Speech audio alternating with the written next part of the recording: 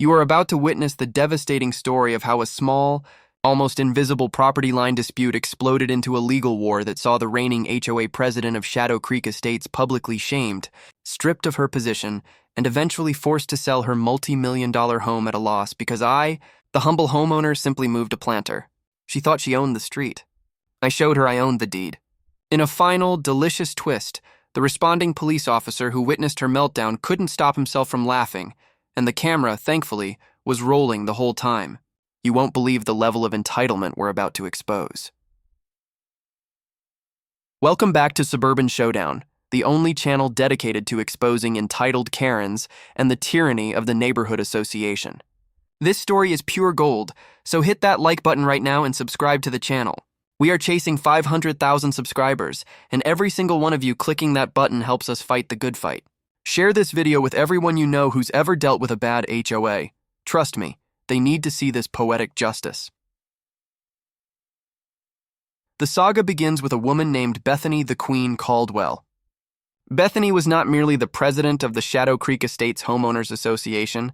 She was the self-appointed iron-fisted ruler of the cul-de-sac. Shadow Creek is a wealthy, meticulously manicured community where every blade of grass is scrutinized and every mailbox is mandated. My house, number 14, sat directly across the street from Bethany's imposing, triple-gabled monstrosity at number 17. The initial conflict, believe it or not, was almost too mundane to describe. My planter.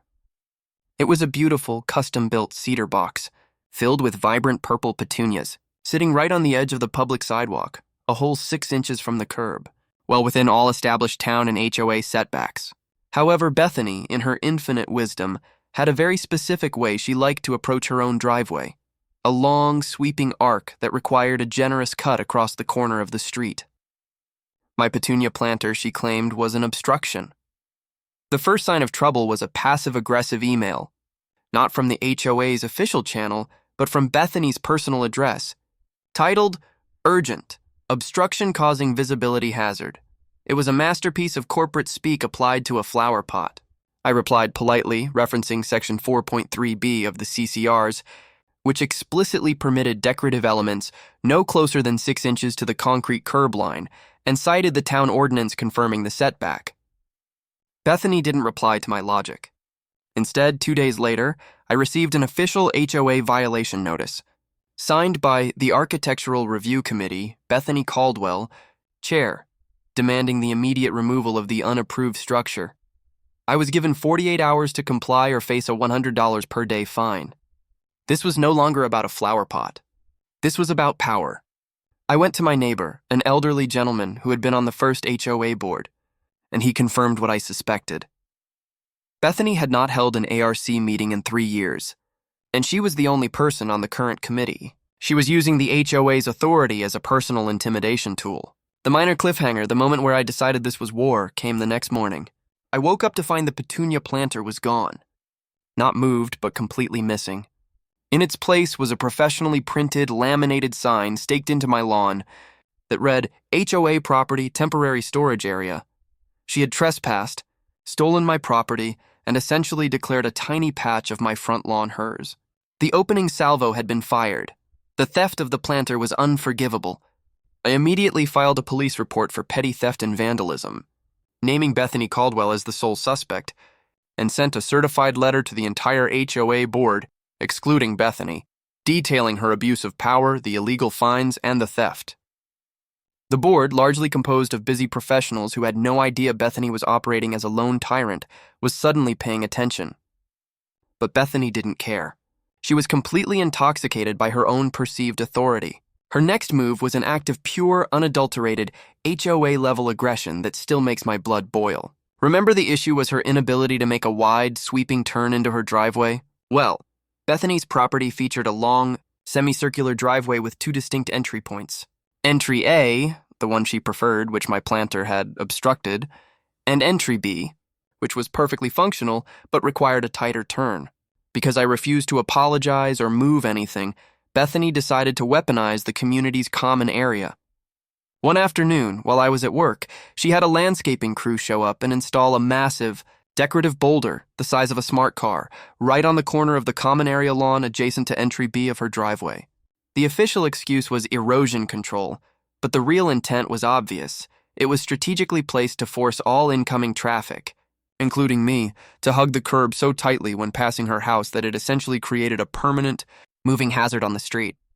It was an eyesore and a hazard. But the true escalation came the next day. I woke up to an email blast, sent to the entire community, from the Shadow Creek Estates HOA board. The subject line was chilling. Urgent revocation of amenity privileges. The body of the email stated, under the guise of ongoing CCR violations and non-compliance, that my family's access to all HOA amenities, the community pool, the tennis courts, the clubhouse, even the ability to book the common park area, was immediately revoked until all outstanding fines were paid. These fines, remember, were now several $100s and growing.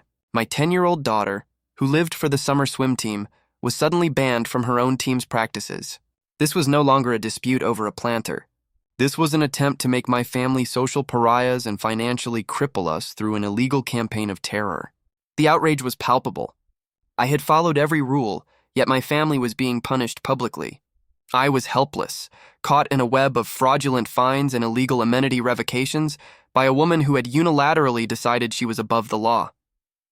The crushing cliffhanger was the sight of my daughter crying as she watched her friends walk past our house, towels in hand, heading to the pool she was banned from. The sight of my daughter's tears was the fuel for the coming legal firestorm. I immediately hired a local property rights attorney, a bulldog known for taking on HOA abuse. We didn't send a letter. We filed a lawsuit. The suit alleged abuse of process, intentional infliction of emotional distress, fraudulent misrepresentation of HOA authority, and conversion, the theft of the planter. Crucially, we also filed an emergency injunction to immediately restore my family's amenity privileges. The evidence was overwhelming. My certified letter to the board detailing Bethany's solo operations, the police report for the stolen planter, and photographic evidence of the giant, unwarranted boulder placed on common property. The core of my defense, however, was in the HOA's bylaws themselves. I discovered a rarely used clause that required a special recall meeting be called if 20% of the membership signed a petition citing malfeasance. While my attorney handled the legal battle, I hit the streets. Within 72 hours, fueled by the community's quiet resentment of Bethany's heavy-handed tactics and the widely circulated email banning my daughter, I had 35% of the community sign the recall petition. The true climax happened a week later. It was the afternoon of the emergency injunction hearing. I was walking out of my front door when I saw Bethany's Mercedes speeding down the street, attempting her usual wide, illegal turn into her preferred driveway entrance, Entry A. But this time I was ready. My attorney had advised me on a temporary, legal, and non-permanent measure I could take. I had placed 4 commercial-grade water-filled traffic safety barriers, the bright orange kind, on my property line, spaced 6 feet apart. They were decorative but also highly visible. They were not obstructions on the curb, but they were placed on my property just inches away. Bethany, driving carelessly, misjudged her wide arc. Her front bumper scraped the first barrier, sending a shower of water across her windshield and momentarily blinding her. She slammed on the brakes, stopping dead, half in and half out of her own driveway, utterly blocking the street. This was the moment. As she emerged, face contorted in a mask of pure, entitled rage, I pulled out my phone and started recording. And then, as if written by a celestial screenwriter, a police cruiser rounded the corner, lights off, and stopped directly behind her fully blocked car. The officer, seeing the obstruction, the enraged woman, and the barriers, slowly got out. Bethany, now hysterical, pointed at me and screamed, "He's blocking my entry! He stole my property! Arrest him now!" The cop looked at the barriers, which were clearly on my side of the grass, looked at Bethany's illegally parked car, and then, slowly, looked at me. I calmly showed him my phone, pointing to the property marker. The officer looked back at Bethany, looked back at me, and that's when it happened. He burst out laughing. A deep, genuine laugh. He told her she was blocking a public roadway and asked to see her license and registration. The core victory was achieved. I was vindicated. And she was humiliated on camera by law enforcement and forced to move her car. The video of Bethany's meltdown and the cops' laughter went viral within Shadow Creek Estates within hours, long before it hit YouTube. The emergency injunction was granted that evening, instantly restoring my family's amenity access and declaring all accumulated fines null and void. The official HOA fallout was swift and brutal. The very next evening, the special recall meeting was held. With the viral video and the court order as the opening arguments, the vote was a landslide, 98% in favor of immediately removing Bethany Caldwell from her position as HOA president and architectural review chair. But the real sweet payback was just beginning. The new interim board immediately launched a forensic review of Bethany's 3-year tenure.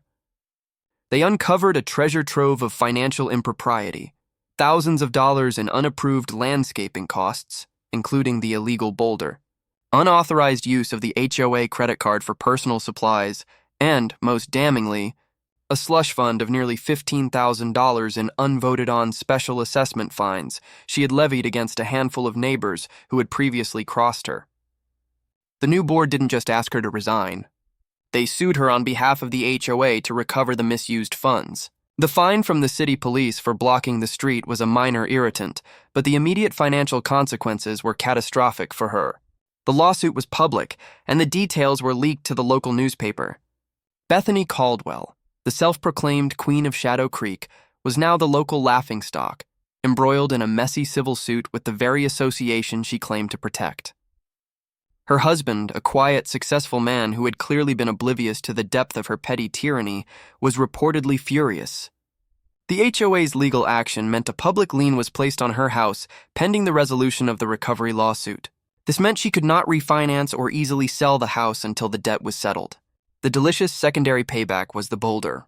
The new board voted unanimously to have the massive, expensive, illegally placed boulder immediately removed from the common area.